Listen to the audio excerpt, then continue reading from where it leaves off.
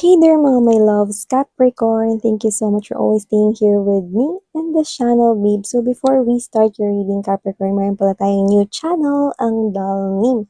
So ang Dalnim is Goddess of the Moon in Korean. So yun yung napili kong pangalan ko there. So yung link niya ay nasa description box. No, Filipino, Tagalog language din tayo doon. So just like here sa The High Priestess Tarot, no, may collective readings din po doon. No? Actually, collective readings, no, for all signs yon. So, kahit ano pang zodiac sign ninyo, ano, pwede rin kayong tumambay there. Sa mga new subscribers na maraming salamat, ako po si Yan. At sa mga nakatambay na ng mga returning subscribers ko here at doon, no, maraming salamat po sa inyong suporta at walang sawang love for me. So, yeah, mga babes, no, alamin natin kung anong energy ninyo. Capricorn, so just take only what resonates. We do not have any gender, babae, lalaki, LGBT, cross-watchers. You're all welcome here and you can flip roles if you want. So, yun yung mga babes, no, alamin natin dito. This is for me, Capricorn people. Tell me something about my Capricorn, please. Tell me something about my Capricorn people, please. Archangel Michael, marami pong salamat. Thank you for being present here in this reading. This is for my Capricorn people. Can you please tell me something about my Capricorn people, please? Capricorn. For some reason, I'm picking a very specific. Maybe one of the viewer or two of you guys, no, you could be thinking right here na yung kakonek mo, no, is either committed na at yung iba pwedeng iniisip ninyo kung married ba siya or divorce siya. May ganun tayo nakukuha. Pero yun nga, very specific yun. So, kung sino man yung may nanonood dito, baka one of the clues ito, no, na maaari ka rin mag-resonate sa reading na to. But yes, hindi yun indikasyon na yun lang yung ikot ng ating o yun lang yung flow ng mga mensahe, Capricorn, no. Nasagap kasi natin siya, kaya natin minention. Pero doesn't have to be, no, na yun yung case for everybody. Okay? So, pwedeng clue lang yun, no, na may nanonood dito na yun yung sitwasyon niya. Okay? So, kahit hindi kayo nag-iisip ng ganon, no, okay lang yan. So, let's see. Messages for you, Capricorn. Just take only what resonates here for you, babes.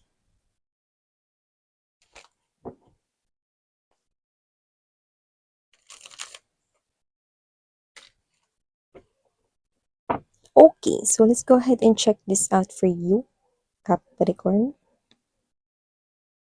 Latag naman natin lahat, but you've got the first energy of Ten of Swords. We also have here this Tower energy. Oh, major arcanas right here. Someone betrayed you in the past? Or someone here feeling mo binitrade ka niya? Okay, but I'm also picking up an energy, no? Kasi pwede magkapalit-palit dito yung roles. So, maaaring iniisip niya, binitrade mo siya rito. No? Pero kung ano man yun, tapos na yun, nangyari na yun, pero nagkaroon ng malaking impact ngayon sa buhay mo. I'm seeing someone healing from that specific traumatic, no? Na parang klase ng dilubyo, no? Kung paano mo i-describe yung pinagdaanan mo in the past, no? Someone betrayed you, destroyed yung tiwala mo sa kanya. And I'm seeing that this is already done right here. Like this person here possibly took your own crown. Pwedeng meron siyang inagaw sa'yo, kinuha sa'yo, no? Ano man yon, bagay rito na pwedeng pinagsisihan mo, no? Na pinatuloy mo pa siya sa buhay mo. That's how strong it is. Someone here came into your life noon at inagaw niya yung dapat ay sa'yo or yung sa tingin mo ay sa'yo dapat. But nakita ko rito, no, na ikaw to na pwedeng ngayon ay nag-heal ka na or pwedeng ngayon, no, nakalabas ka na talaga sa ganyang klase ng sitwasyon, Capricorn. We have here this Ace of Swords in reverse. Nine of Coins energy. Knight of Swords. Five of Wands, the Moon, and there's this Ten of Cups energy. Oh, so for some reason, yung iba sa inyo, pwedeng connecting na kayo with your person, like person yun na 'to. For others of you, yung person ninyo mga babes 'no, is puwedeng older than you or matured yung kanya ritong itsura 'no, at hindi yun importante. May age gap man dito or wala 'no, dumating man 'tong person na 'to sa buhay mo or ka in a relationship na ng iba sa inyo or wala pa siya, nakikita ko na pag-uusapan siya rito ng mga kapitbahay niyo, ng mga marites na mga katrabaho or ng mga kapitbahay or mga tao sa paligid ninyo, okey? At ang sasabihin nila ay hindi magandang pakinggan. Like literally, may ganito na parang, kasi ang habol niya rin pera lang, ang habol niya rin yung posisyon lang. Kasi kung sino 'tong ka-deal ninyo, isa siya ritong mataas na tao. So, puwedeng boss ito sa isang company or boss mo itong literal sa company, pero you fell in love with this person here. I'm seeing that the love between you guys are real, 'no, totoo, genuine, tunay, 'no, at nakikita ko rito na yung person na 'to ay successful kasi sa buhay niya. Kaya talagang magiging tampulan 'no, ng mga hindi magagandang mga sabi-sabi, lalo na ng mga pakialamerang mga kapitbahay.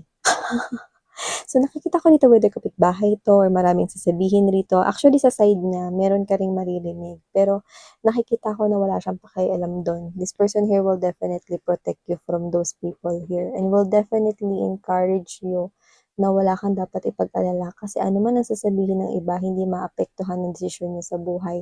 Lalo na you're dealing here with person na matured po siyang mag-isip at magdesisyon sa kanyang life. Kung sino man siya, nakikita ko na siya na rin yung makakatuluyan mo. Nasa buhay mo naman na siya ngayon or wala pa, siya na yung nakikita ko rito. Isa siyang mataas na tao at nasa isang mataas na posisyon sa kung ano man yung kanya ritong kinalalagyan sa kanyang buhay.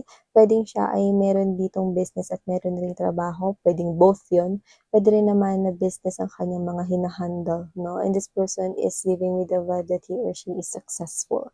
This person here could be someone na puwedeng paparating pa lang sa buhay mo, so you need to prepare because this is the biggest moon or secret na malapit na or very soon na mare-reveal sa'yo, Capricorn. Ang pagdating nitong tao na 'to 'no, ay isa ritong biyaya 'no, na pinakikita sa'kin ng iyong mga anghel at mga guides right here na that this person here is their gift of love for you. Because you've been through a lot, because may mga bagay ka ritong pinagdaanan ng higit pa sa isa or dalawa noon 'no, at ito yung gusto nila rito maging sukli at matanggap mo rito 'no, na parang reward kumbaga 'no. Because you've already passed those traumas 'no, na mga pinagdaanan mo, okay.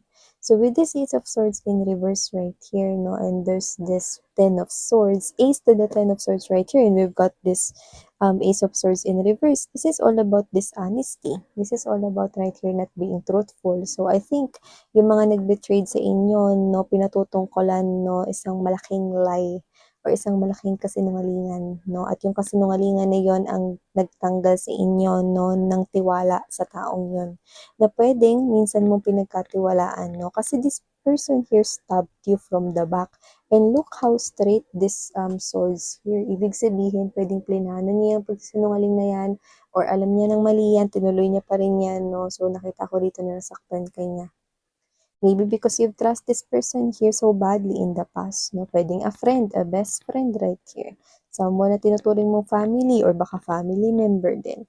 Puwede rin naman na past lover mo right here na wala kang ginawa kundi ipakita lang dito ang pagiging totoo sa kanya 'no, at pagpapakita rito ng pagmamahal sa kanya, pero maaaring nagsinungaling siya at yun ang bumali ng tiwala mo para sa kanya. Ano man at sino man ang taong ito 'no, nakita ko rito na malaking kasinungalingan ang ginawa niya rito. Puwedeng kasinungalingan o tinago niya ang totoo mula sa'yo. Ngayon nung sumingaw yung baho ng katotohanan na yun mga babes 'no, nakikita ko rito na sumingaw rin 'no, ang tunay na ugali ng person na yan. This person walang ibang nagbunyag ng true colors niya kundi sarili niya lang rin. So nakikita ko rito 'no, na isa yun talaga na nakatakdang mangyari with the Tower and the Star right here. These are two major arcanas combination telling me that this is really supposed to happen. Because this is something here na dapat baragin, dapat ritong matanggal sa buhay mo dahil hindi sila nababagay sa buhay mo at hindi itong sitwasyong nababagay para sa'yo. Kaya po may tinatanggal sa mga buhay natin 'no, upang magkaroon ng room para sa pagbabago, sa mga bagong bagay, bagong koneksyon, bagong oportunidad kung saan mas maggo-grow tayo at yun ang hangarin para sa inyo ng inyong angels and spirit guides right here, Capricorn. So nakikita ko rito 'no, na mukhang ngayon ay kayo ay gumagaling na mula doon 'no, sa betrayal at pagta-traitor ng kung sino man 'to 'no, na nakasakit ng inyong loob 'no, at puwedeng nakikita ko dito na parang yung iba pakahulugan niyo rito is sumira ng buhay ninyo. Pero nakita ko rito that healing will be served to you, okey? Nakikita ko itong 2024 'no is all about healing and focusing here on your well-being and growth, personal growth right here. Nine of coins to this Knight of Swords energy. Someone here will approach you. A very good news about your career, your business, or pentacles right here. I'm seeing businessman yan, career or job right here. It's definitely good news.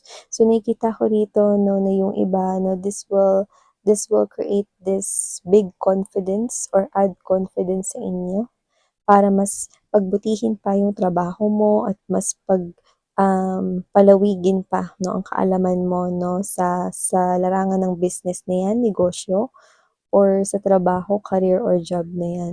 So, isa itong magandang oportunidad 'no, na nakikita ko rito upang maipamalas mo 'no, na kaya mo rito na na tumungtong 'no, sa isang higher level of designation or kunyari, alam mo yung pag-angat ng posisyon mo, parang gusto mo ipakita na deserving ka to take that position, okay?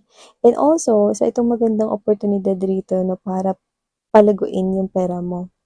Kasi kung ano man 'tong balitang paparating sa'yo, napakagandang balita na feeling ko nga dumating na sa iba. Kasi Knight of Swords is the energy of someone here 'no, na very fast, very quick. So kung hindi pa 'to dumadating 'no, mamaya lang or baka bukas 'no, is the fastest that I'm seeing right here.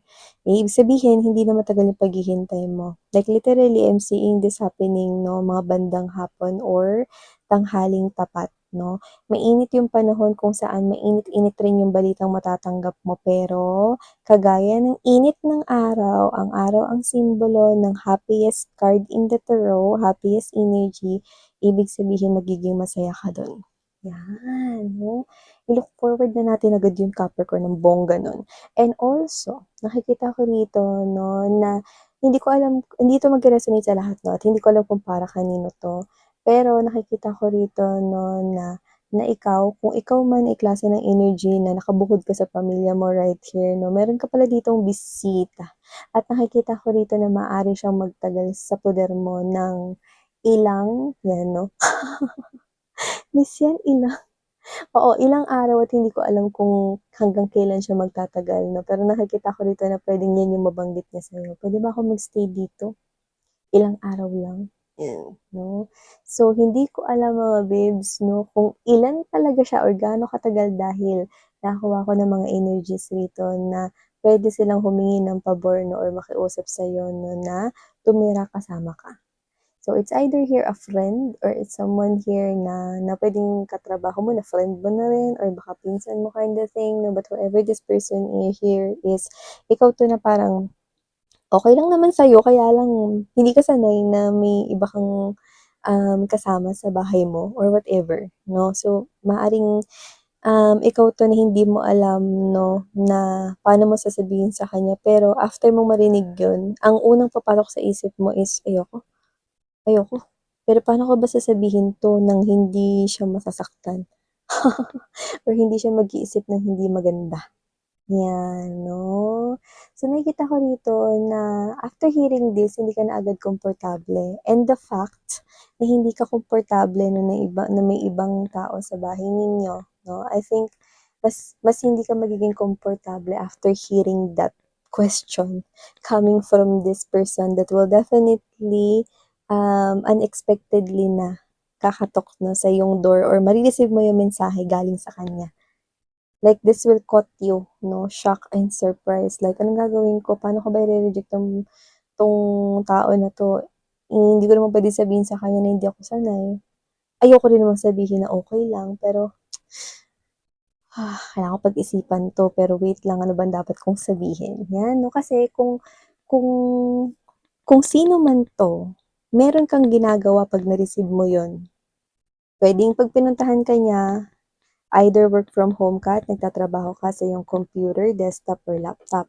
Or kung hindi man, puwedeng ikaw ay may ginagawa, 'no? Puwedeng ikaw may inaasikaso habang basta busy ka. 'Pag na-receive mo yung text na yun, either puntahan ka niya or i-text ka niya or tawagan ka niya 'no, hindi ka kaagad makakapag-isip kasi may iba kang inaasikaso at very focus ka doon. So yan 'no, o para makapag-isip ka na.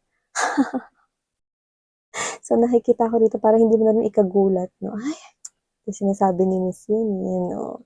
So yun nga, just take how this resonates here with you guys. Thank you so much. Sarang hail, love, and light. Annyeong.